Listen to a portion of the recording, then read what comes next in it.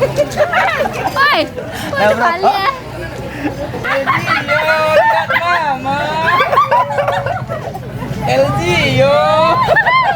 Lihat mama. Ya Allah, ya Allah, ya Allah. Elgio. Wah, habis lapa parwi do ha. Malantak le malantak ya den. Lapa parwi do. Kan. Oh, kan. Gong. Lah. Ambil sambal secukui saya. Adis Kotang guys. Adis Kotang berbuka bersama di Simpang Ampek. Simpang Ampek Taruko 1. Yes. Adis Kotang. Mudah-mudahan Adis Kotang semakin jaya. Amin. Oh, kau Adis kita dekat tadi solo. Sip. Mantap. Bersama-sama kita. Iko Adis Kotang pindah kaya? Oko ya dia. Ternyata Iko Adis Kotang.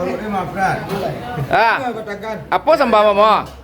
Ayam komplit. Tu sambamu dan bini macam wel tu. Dan ambil sambamu dan ambil entah kau ambil dia.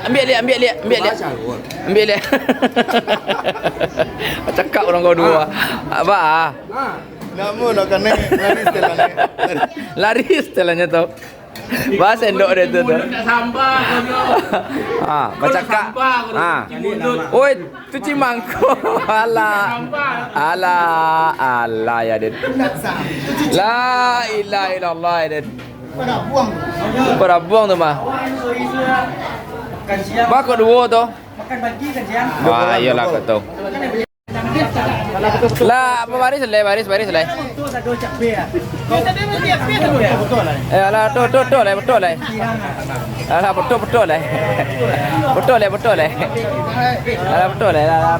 betul lah. Bro nak. Minat Aidil Wolfa Aidil. Mohon maaf lahir dan batin.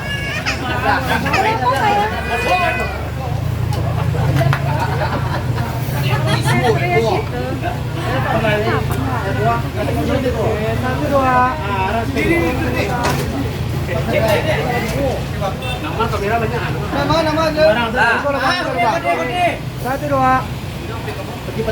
Lah video ya. Video ya. Bebas. Akan layar dorong guys. Lah. Oke, video ya, video. Tek layar guys.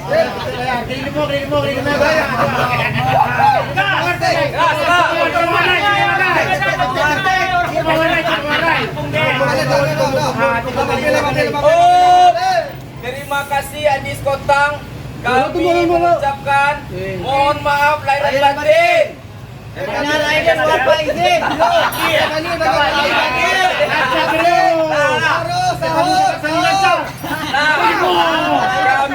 Kami mengucapkan